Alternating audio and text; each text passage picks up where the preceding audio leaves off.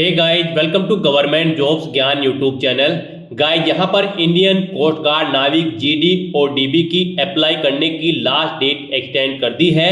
अब आप सभी एलिजिबल कैंडिडेट 3 मार्च 2025 तक अप्लाई कर सकते हो अपने ऑनलाइन फॉर्म। पहले ये डेट यहाँ पर 25 फरवरी 2025 थी, लेकिन अब इसको बढ़ाकर 3 मार्च 2025 कर दिया गया है। अब आप मंडे तक अपने फॉर्म अप्लाई कर सकते हो। जी हाँ दोस्तों, इंडियन कोस्ट गार्ड भारतीय तटरक्षक ने नाविक जीडी और डीबी के 300 खाली पदों को भरने के लिए नोटिफिकेशन रिलीज किया था।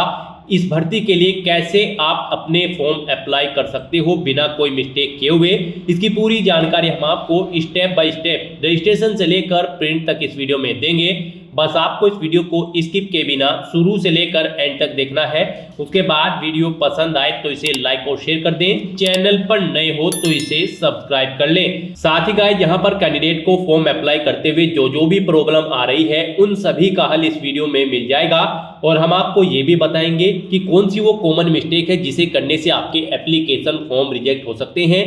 तो आपको उस मिस्टेक को अवॉइड करते हुए अपने फॉर्म अप्लाई करने हैं।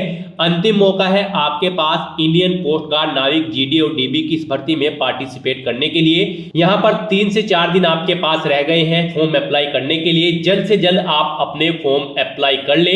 और अगर आप अपना कैरियर यहाँ पर इंडियन कोस्ट गार्ड में एज ए नाविक बनाना चाहते हैं तो आपके लिए ये बड़ी अपॉर्चुनिटी है। तो जल्दी कीजिए और अपने फॉर्म अप्लाई कर लीजिए। कैसे आप अपने फॉर्म अप्लाई करोगे इसकी पूरी जानकारी स्टेप बाय स्टेप आपको इस वीडियो में मिल जाएगी। आपको इस वीडियो की डिस्क्रिप्शन बॉक्स में हमारी वेबसाइट ind-sarkari-naukri.in के इस पेज का लिंक मिल जाएगा। यहाँ पर आपको इस भर्ती के रिगार्डिंग सभी डिटेल्स प्रोवाइड कर दी गई है। इंडियन कोस्ट गार्ड भारतीय तटरक्षक ने नाविक जीडी जनरल ड्यूटी, नाविक डीबी डोमेस्टिक ब्रांच के लिए 300 वैकेंसी निकाली थी। नाविक जीडी के लिए 260 वैकेंसी है और डीबी के लिए 40 वैकेंसी है। यहाँ पर अप्लाई करने की लास्ट डेट 25 फरवरी 2025 थी, लेकिन इसको बढ़ाकर अब 3 मार्च 2025 कर दिया गया है। अब आप अपने फॉर्म 3 मार्च 2025 तक अप्लाई कर सकते हो। अंतिम मौका है आपके पास, जल्द से जल्द आप अपने फॉर्म अप्लाई कर ले। उसके बाद आपका एग्जाम अप्रैल 2025 माह में कंडक्ट होगा। 10वीं 12वीं पास कैंडिडेट यहाँ पर ऑल इंडिया से ऑनलाइन अप्लाई कर सकते हैं। अप्लाई करने के लिए आपको इस पेज को नीचे स्क्रॉल डाउन करके इंपोर्टेंट लिंक सेक्शन में आना है और लास्ट डेट एक्सटेंडेड नोटिस इस लिंक पर क्लिक करके आप चेकआउट कर सकते हो। यहाँ पर लास्ट डेट एक्सटेंड हो चुकी है। CGEPT 2/2025 Indian coast guard Navik GD और डीबी की। यहाँ पर अब लास्ट डेट को बढ़ाकर 25 फरवरी 2025 से 3 मार्च 2025 कर दिया गया है। अब आप मंडे तक यहाँ पर मध्य रात्रि तक अपने फॉर्म अप्लाई कर सकते हो। उसके बाद आप इंग्लिश नोटिफिकेशन PDF और हिंदी नोटिफिकेशन PDF लिंक पर क्लिक करके इस भर्ती के नोटिफिकेशन को हिंदी और इंग्लिश में ओपन करके अपनी चॉइस के अकॉर्डिंग पूरी डिटेल इसमें से भी रीड आउट कर सकते हो। यहाँ पर आपको सभी डिटेल्स प्रोवाइड कर दी गई है, जैसे कि क्या पोस्ट का नाम है, किसने उसके लिए नंबर ऑफ वैकेंसीज है, क्या आपका एलिजिबिलिटी क्राइटेरिया होना चाहिए, कौन सी कैटेगरी के लिए कितनी नंबर ऑफ वैकेंसीज है। पूरी जानकारी आपको इस भर्ती के रिगार्डिंग इस नोटिस में प्रोवाइड कर दी गई है। पूरी डिटेल आप यहाँ से रीड करें और उसके बाद आप अपने फॉर्म अप्लाई कर लें। फॉर्म अप्लाई करने के लिए भी आपको हमारी वेबसाइट के इसी पेज पर ही अप्लाई ऑनलाइन का लिंक दिया गया है। जैसे ही आप इस लिंक पर क्लिक करेंगे तो आपके सामने यहाँ पर Indian coast guard CGEPT 2/2025 advertisement number का ये ऑफिशियल पोर्टल ओपन होगा।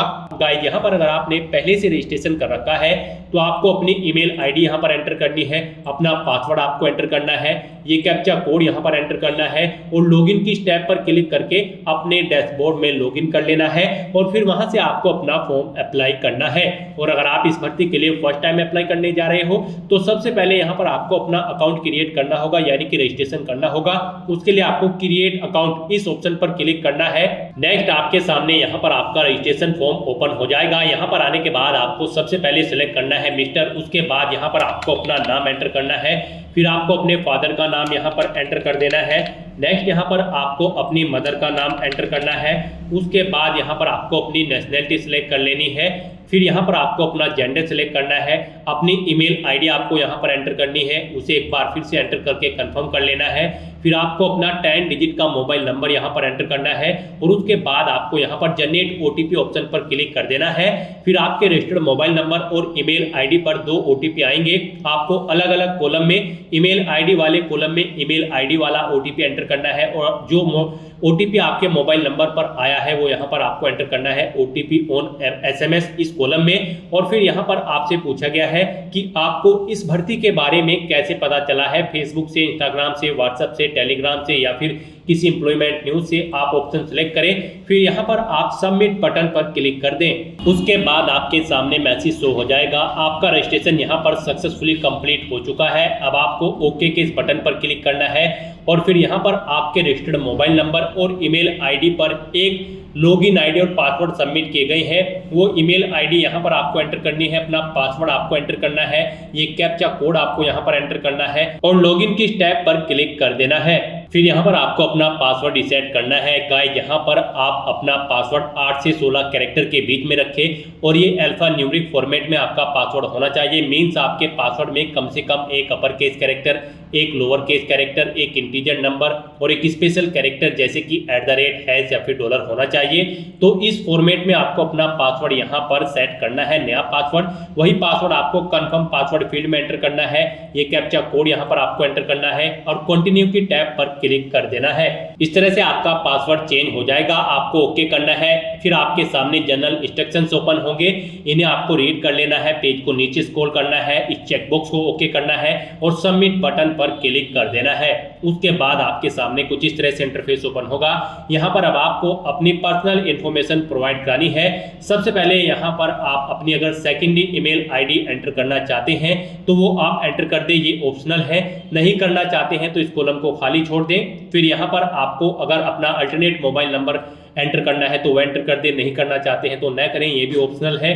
फिर आपको अपना मैरिटल स्टेटस यहाँ पर बताना है, आप मैरिड हो या फिर अनमैरिड। उसके बाद आपसे पूछा गया है क्या आपके पास आधार कार्ड है, अगर है तो आप यस ऑप्शन सेलेक्ट करें, पेज को नीचे स्क्रॉल करें और फिर यहाँ पर आप अपना आधार कार्ड नंबर एंटर कर दे, उसे एक बार फिर से एंटर करके कंफर्म कर ले। और अगर आपके पास आधार नहीं है तो आप नो ऑप्शन सेलेक्ट करें। फिर आपके पास इसके अलावा जो कोई और आईडी है वो आप यहाँ पर सेलेक्ट करें, जैसे कि voter ID, passport, driving licence या फिर पैन कार्ड, और उसका नंबर आप यहाँ पर एंटर कर दें। अगर आपके पास आधार है तो आप इस चेकबॉक्स को ओके कर दें। उसके बाद यहाँ पर आपको अपना नाम एंटर करना है जो आपके आईडी कार्ड पर है।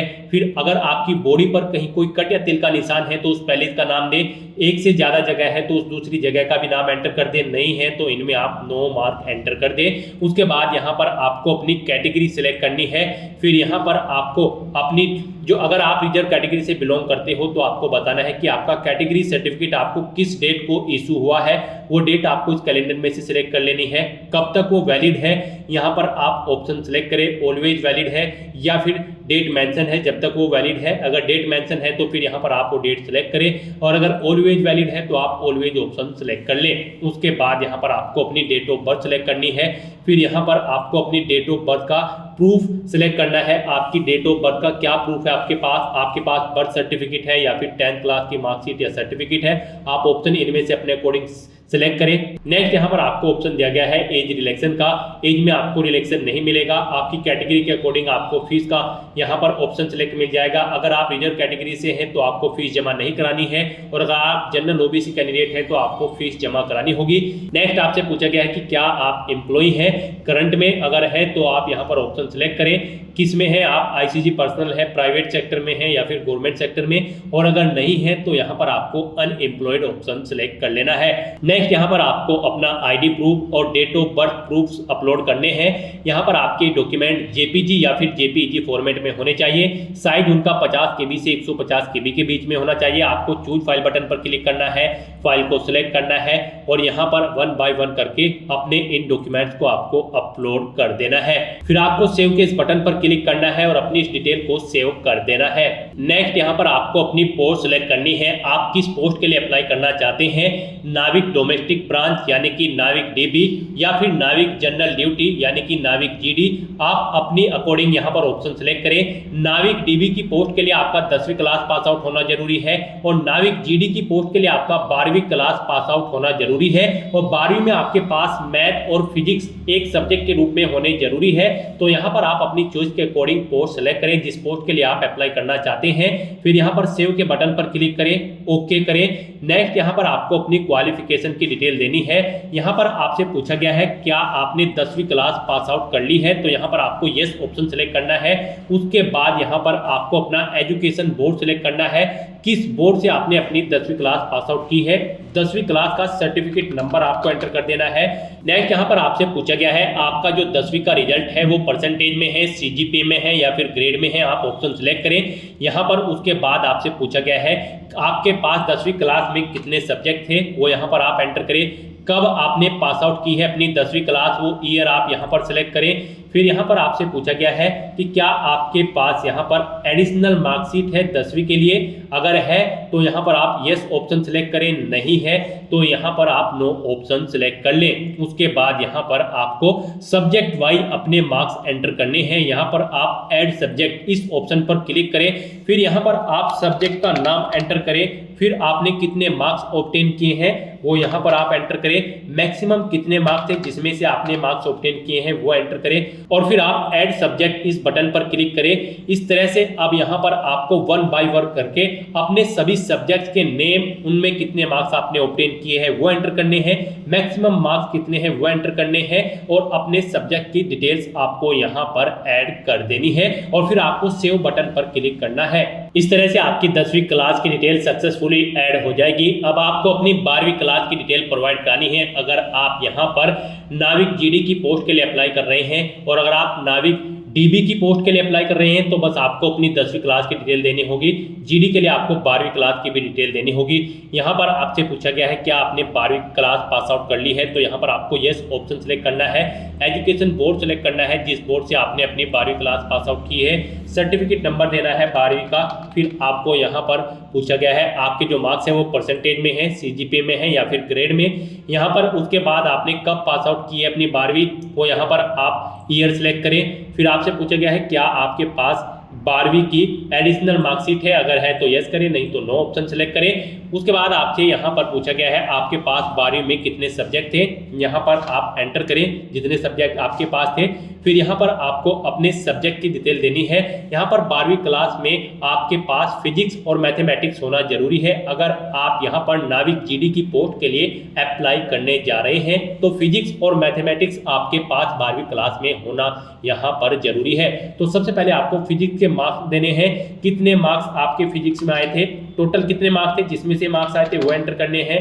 फिर यहाँ पर आपको ऐसे ही अपने मैथ के मार्क्स एंटर कर देने हैं। उसके बाद आपके पास जो और सब्जेक्ट्स हैं उनकी डिटेल आपको देनी है, जैसे कि इनके अलावा आपके पास जो भी सब्जेक्ट है वो यहाँ पर आप एंटर करें, कितने मार्क्स आपने ऑब्टेन किए हैं वो एंटर करें, टोटल कितने मार्क्स थे जिसमें से मार्क्स आपने ऑब्टेन किए हैं वो एंटर करें। इस तरह से यहाँ पर आपको अपनी सभी सब्जेक्ट्स के नाम एंटर करके उनके मार्क्स की डिटेल एंटर कर देनी है, और फिर आपको सेव बटन पर क्लिक करके अपनी 12वीं क्लास की डिटेल भी यहाँ पर सेव कर देनी है। नेक्स्ट यहाँ पर आपको अपनी कम्युनिकेशन डिटेल देनी है। आप अपना परमानेंट एड्रेस यहाँ पर एंटर करें। उसके बाद यहाँ पर आप अपना प्रेजेंट या करंट एड्रेस एंटर करें, और अगर आपका करंट एड्रेस आपके परमानेंट एड्रेस के अकॉर्डिंग सेम है तो आप इस चेकबॉक्स को ओके कर दें। ऑटोमेटिकली आपका प्रेजेंट या करंट एड्रेस आपके परमानेंट एड्रेस के अकॉर्डिंग फिल हो जाएगा। फिर यहाँ पर आपको अपनी डोमिसाइल की डिटेल देनी है। यहाँ पर आप अपना डोमिसाइल स्टेट सेलेक्ट करें, किस स्टेट का आपके पास डोमिसाइल है। फिर आप अपना डोमिसाइल डिस्ट्रिक्ट सेलेक्ट करें, फिर अपने डोमिसाइल का सर्टिफिकेट नंबर यहाँ पर आप एंटर कर दें। उसके बाद कब आपको इशू हुआ है वो डेट आप सेलेक्ट कर लें। फिर आप यहाँ पर अपना डोमिसाइल सर्टिफिकेट अपलोड कर दें। आप चूज फाइल बटन पर क्लिक करें, फाइल को सेलेक्ट करें और अपना डोमिसाइल सर्टिफिकेट यहाँ पर अपलोड कर दें, और उसके बाद आपको सेव के इस बटन पर क्लिक करके अपनी डिटेल सेव कर देनी है। नेक्स्ट यहाँ पर आपको अपनी कुछ एडिशनल डिटेल देनी है। यहाँ पर आपसे पूछा गया है क्या आपको कभी डिस्चार्ज किया गया है इंडियन आर्मी, इंडियन नेवी या फिर इंडियन एयरफोर्स या फिर किसी गवर्नमेंट ऑर्गेनाइजेशन से। अगर किया गया है तो आप यस ऑप्शन सेलेक्ट रहने दें, और फिर यहाँ पर आप ऑर्गेनाइजेशन का नाम दें किसमें आपको यहाँ पर डिस्चार्ज किया गया है, और अगर नहीं किया गया है तो आप नो ऑप्शन सेलेक्ट कर ले। उसके बाद यहाँ पर आपके कैरेक्टर से रिलेटेड कुछ क्वेश्चन पूछे गए हैं, इनमें आपको नो ऑप्शन सेलेक्ट कर लेने हैं। मोस्टली यहाँ पर आपको नो ऑप्शन सेलेक्ट करने होंगे। फिर यहाँ पर आपको सबमिट बटन पर क्लिक कर देना है, आपकी एडिशनल डिटेल सेव हो जाएगी। नेक्स्ट यहाँ पर आपको अपना फोटो सिग्नेचर अपलोड करने हैं। गाइस आपको इस सेक्शन में केयरफुली अपना फोटो सिग्नेचर अपलोड करने हैं। यही वो सेक्शन है जिसमें अगर आप गलती करोगे तो आपका एप्लीकेशन फॉर्म रिजेक्ट हो सकता है। तो आपको दी गई गाइडलाइंस के अकॉर्डिंग ही अपना फोटो सिग्नेचर अपलोड करने हैं। यहाँ पर आपका जो फोटो होगा पासपोर्ट साइज फोटो, उस फाइल का नाम आपकी पासपोर्ट _ फोटोग्राफ होना चाहिए। सिग्नेचर की फाइल का नाम आपकी सिग्नेचर होना चाहिए, और ये जेपीजी या फिर जेपीईजी फॉर्मेट में होने चाहिए। यहाँ पर आपको ये फोटो सिग्नेचर 10 KB से 150 KB के बीच में होने चाहिए। यहाँ पर आपको चूज फाइल बटन पर क्लिक करना है, फाइल को सिलेक्ट कर लेना है और फिर यहाँ पर आपको इन्हें अपलोड कर देना है। फाइल को सिलेक्ट करने के बाद आपको कंटिन्यू टू इमेज करेक्शन इस ऑप्शन पर क्लिक करना है। फिर आपको इस पेज को नीचे स्क्रॉल करना है, प्रीव्यू इमेज पर क्लिक करना है और सबमिट बटन पर क्लिक कर देना है। इस तरह से यहाँ पर आपको अपना फोटो सिग्नेचर अपलोड कर देने हैं। सेव के बटन पर क्लिक करके इन्हें सेव कर देना है। फिर आपको अपनी लाइव इमेज यहाँ पर कैप्चर करनी है, अपना फोटो लाइव यहाँ पर आपको कैप्चर करना होगा। अपने लैपटॉप या फिर मोबाइल से आप स्टार्ट कैमरा ऑप्शन पर क्लिक करें और अपना लाइव फोटो यहाँ पर कैप्चर कर दें और फिर आपको यहाँ पर सेव बटन पर क्लिक कर देना है। यहाँ पर लाइव फोटो कैप्चर करते हुए कैंडिडेट को प्रॉब्लम फेस हो रही होगी। गाइस यहाँ पर आप जब अपना फोटो कैप्चर करेंगे तो उस रूम में आपकी लाइट प्रॉपर वे में होनी चाहिए और क्लियर और नीट आपका फोटो यहाँ पर होना चाहिए। जो आपके सामने यहाँ पर सर्कल होगा उसमें जब वो ग्रीन कलर का हो जाएगा तभी यहाँ पर आपका फोटो कैप्चर होगा। आपको प्रॉपर वे में अपना हेड उस सर्कल के सेंटर में लेकर आना है, तभी यहाँ पर आपका फोटो लाइव कैप्चर होगा। इस तरह से अपने फोटो सिग्नेचर अपलोड करने के बाद और लाइव फोटो कैप्चर करने के बाद आपको सेव बटन पर क्लिक कर देना है। अपने इन फोटो सिग्नेचर्स को सेव कर देना है। नेक्स्ट यहाँ पर आपको अपनी एग्जाम सिटी सिलेक्ट करनी है। यहाँ पर आपको 5 चॉइसेस दी गई है। आप पहले यहाँ पर स्टेट सिलेक्ट करें, उसके बाद यहाँ पर आप सिटी सिलेक्ट करें। इस तरह से यहाँ पर आप जिस सिटी को फर्स्ट नंबर पर प्रेफरेंस देना चाहते हैं उसे यहाँ पर आप फर्स्ट नंबर पर सिलेक्ट करें, जिसे सेकंड प्रेफरेंस देना चाहते हैं उसे आप सेकंड नंबर पर सिलेक्ट कर लें। इस तरह से यहाँ पर आपको अपनी 5 एग्जाम सिटी सिलेक्ट कर लेनी है अपनी चॉइस के अकॉर्डिंग और फिर आपको सेव के इस बटन पर क्लिक करके अपनी डिटेल सेव कर देनी है। नेक्स्ट यहाँ पर आपको अपने स्टेज सेकंड के एग्जाम के लिए भी अपनी एग्जाम सिटी सिलेक्ट कर लेनी है। यहाँ पर भी आपको 5 चॉइसेस दी गई है।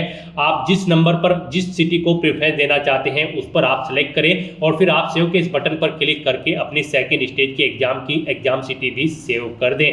नेक्स्ट आपको आपके एप्लीकेशन फॉर्म का पूरा प्रीव्यू यहाँ पर आपको शो कर दिया गया है। आपको इस पेज को नीचे स्क्रॉल डाउन करना है और यहाँ पर आने के बाद आपको डिक्लेरेशन सेक्शन में सिटी देनी है अपनी।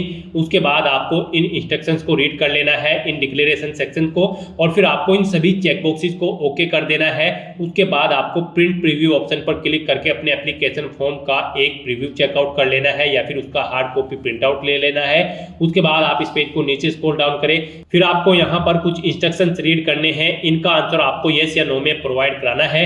यहाँ पर आपसे पूछा गया है क्या आपने अपना एप्लीकेशन फॉर्म यहाँ पर उसका प्रीव्यू चेकआउट कर लिया है सबमिट करने से पहले, तो यहाँ पर आपको यस ऑप्शन सेलेक्ट करना है। उसके बाद आपसे पूछा गया है कि क्या यहाँ पर आपने जो डॉक्यूमेंट अपलोड किए हैं उन्हें आप एडिट करना चाहते हैं। अगर चाहते हैं तो यस करें, नहीं तो नो ऑप्शन पर सिलेक्ट करें। फिर यहाँ पर आपसे पूछा गया है कि आपने अपना फॉर्म फाइनली सबमिट करने से पहले आप एडिट का ऑप्शन चाहते हैं फाइनल फॉर्म सबमिट होने के बाद। अगर चाहते हैं तो यस ऑप्शन सेलेक्ट करें, नहीं तो नो ऑप्शन सेलेक्ट करें। उसके बाद यहाँ पर आपसे पूछा गया है कि क्या आप फाइनली अपना फॉर्म सबमिट करना चाहते हैं। अगर चाहते हैं तो यस करें, नहीं तो नो ऑप्शन सेलेक्ट करें। अगर कोई मिस्टेक है फिर आप एडिट कर लें। अगर आप फाइनली सबमिट करना चाहते हैं तो यहाँ पर आपको यस ऑप्शन पर सिलेक्ट करना है। उसके बाद आपको सेव बटन पर क्लिक कर देना है। फिर आपके सामने कुछ इस तरह से इंटरफेस ओपन होगा। आपको दोबारा से डिक्लेरेशन सेक्शन में आकर इन चेकबॉक्सेस को ओके करना है और फिर यहाँ पर आपको इन चेकबॉक्सेस को भी ओके करना है। उसके बाद यहाँ पर अगर आप एडिट करना चाहते हैं तो एडिट कर ले, नहीं तो आपको कंफर्म डिटेल इस ऑप्शन पर क्लिक कर देना है। उसके बाद आपके सामने मैसेज शो हो जाएगा आपका एप्लीकेशन फॉर्म सक्सेसफुली कंफर्म हो चुका है। आप ओके पर क्लिक करें और फिर आप फाइनल सबमिट बटन पर क्लिक कर दें। इस तरह से आपका एप्लीकेशन फॉर्म यहाँ पर सबमिट हो जाएगा। गाइस यहाँ पर अगर आप SC ST कैंडिडेट हैं तो आपका एप्लीकेशन फॉर्म बिना कोई फीस जमा कराए हुए सबमिट हो जाएगा और अगर आप अनरिजर्व OBC EWS कैंडिडेट है तो आपको 300 रुपये पहले फीस के रूप में जमा कराने होंगे। यानी कि फीस पेमेंट का ऑप्शन आपके सामने आएगा। आपको debit card, credit card, net banking या UPI के थ्रू अपना फीस पेमेंट कर देना है और उसके बाद आपका फॉर्म सबमिट हो जाएगा। सक्सेसफुली फॉर्म सबमिट होने के बाद यहाँ पर आपको व्यू एप्लीकेशन फॉर्म इस लिंक पर क्लिक करना है। आपके फॉर्म की सभी डिटेल्स यहाँ पर आपको शो कर दी गई है। आप प्रिंट के बटन पर क्लिक करके अपने एप्लीकेशन फॉर्म का एक हार्ड कॉपी प्रिंट आउट ले लें फ्यूचर यूज के लिए, फ्यूचर रेफरेंस के लिए। इस तरह से यहाँ पर आपका इंडियन कोस्ट गार्ड CGEPT 2/2025 नाविक GD और DB का एप्लीकेशन फॉर्म सबमिट हो जाएगा। आप यहाँ पर एप्लीकेशन स्टेटस में जाकर अपने एप्लीकेशन फॉर्म का स्टेटस चेकआउट कर सकते हो। तो दोस्तों ऐसे आप Indian coast guard Navik GD और डीबी 300 पोस्ट के लिए अपना फॉर्म अप्लाई कर सकते हो बिना कोई मिस्टेक किए हुए। आज की इस वीडियो में बस इतना ही। आई होप ये वीडियो आपको पसंद आई होगी। अगर पसंद आई हो तो इसे लाइक और शेयर करें, चैनल पर नए हो तो इसे सब्सक्राइब कर लें। Thanks for watching.